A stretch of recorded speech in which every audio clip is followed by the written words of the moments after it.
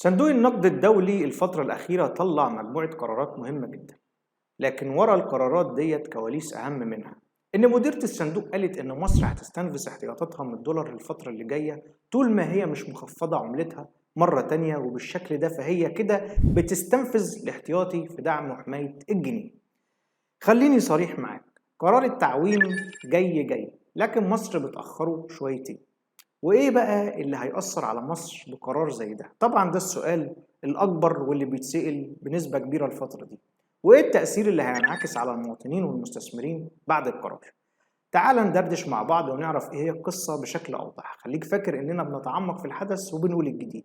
تابعنا للنهاية عشان تعرف معايا أنا محمد فرج كل حاجة صح في المراية.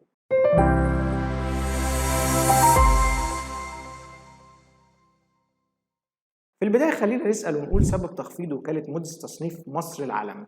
وكالة التصنيف العالمي موديس خفضت التصنيف الائتماني لمصر، وقالت إن سبب قرار التخفيض إن البلاد تراجعت قدرتها على تحمل الديون. كمان نقص النقد الأجنبي لسه زي ما هو، بالعكس ده بيزود من مشكلة زيادة مدفوعات خدمة الدين العام الخارجي. وفي الحالة دي لو ما اتحلتش المشكلة من المتوقع إنه خلال السنتين الجايين إن هي تبقى الضعف.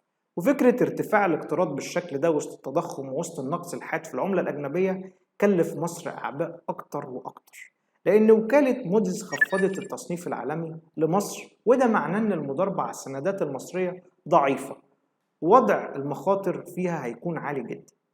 الوكالة دي تصنيفها وكلامها مهم، وكلامها مسموع بالمناسبة في العالم.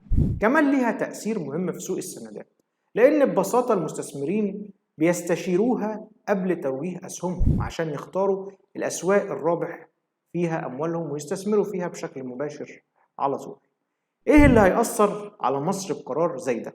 مؤسسات التصنيف العالمي ده بتقيم اقتصادك وبتحدد لك إدارتك المالية وقدرتك على سداد ديونك والتزامك بيها. التصنيف ده هيخسر مصر بشكل كبير عن طريق الاستثمار في السندات الدولية. يعني مصر بتكون عايزة تمويل بالدولار وبفايدة متغيرة، لكن لما يكون في تقرير زي اللي وكالة موديس منزلاه كده هيأثر على بيع السندات اللي في السوق الدولي، والمستثمرين بيخافوا من القرارات اللي زي كده.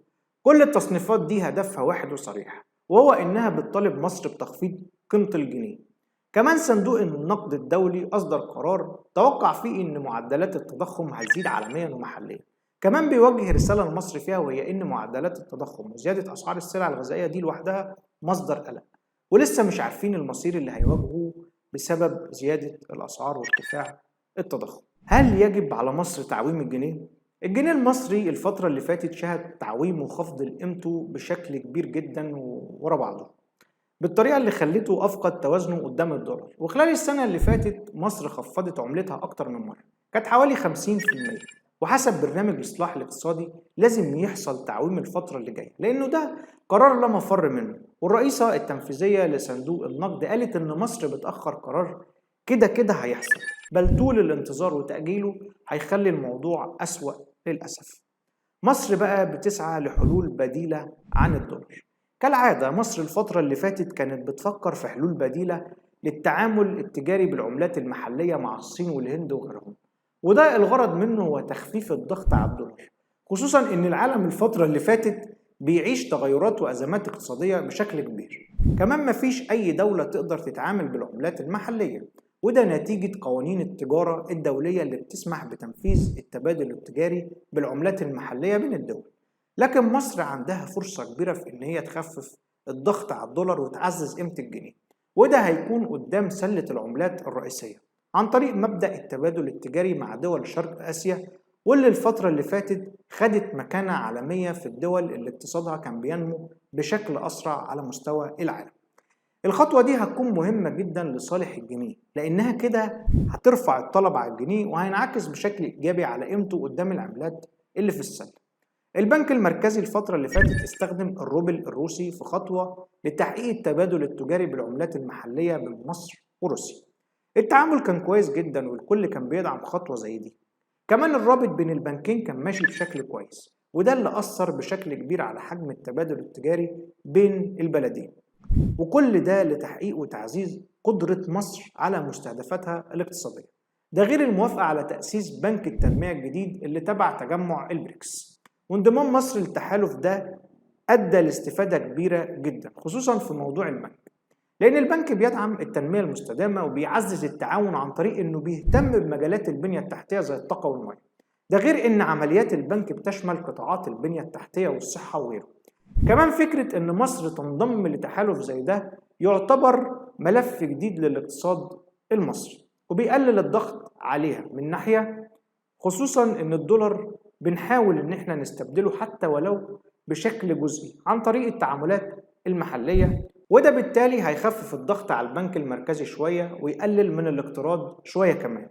التحالفات الاقتصادية الجديدة دي هتقلل من تحكم الدولار والخروج من عباءته وتعتبر طوق نجاة للاقتصاد. بعد قرار وكالة التصنيف العالمي طلع وزير المالية وقال إن قرار المؤسسة كان عبارة عن انعكاس للي بيحصل وبيواجه الاقتصاد المصري من صعوبات داخلية وخارجية.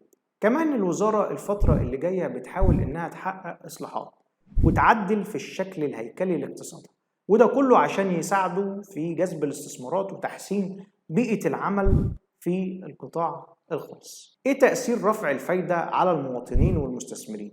تأثيرات رفع الفايدة بيمثل مخاوف كبيرة للمواطنين. مجرد بس كلمة رفع فايدة كلنا بنخاف وبنعرف إننا داخلين على أيام مش لطيفة. بس تغيير الفايدة الفترة اللي جاية مش هيأثر على الأسعار، لأن تحديد سعر الفايدة المرة دي في شكل رد فعل على الأسعار مش العكس. ورفع الفايدة ده بيجي عشان يقلل من ارتفاع الأسعار، خصوصا إن رفع الفايدة بيساعد في مكافحة التضخم وتشجيع الأفراد والشركات على الاقتراض والإنفاق الآن. ويا رب ما يكونش قرار التعويم انعكاساته كبيرة على أرض الواقع. قول لنا في التعليقات. ما تنساش تعمل لايك للفيديو عشان يوصل لأكبر عدد ممكن. فريق عمل المراية تشرف متابعتكم على صفحتنا على الفيسبوك، ولو بتشوفنا على اليوتيوب اعمل سبسكرايب ولايك، ولو عجبتكم الحلقة ما تنسوناش في الدعم والشير. السلام عليكم ونشوفكم دايما على ألف خير.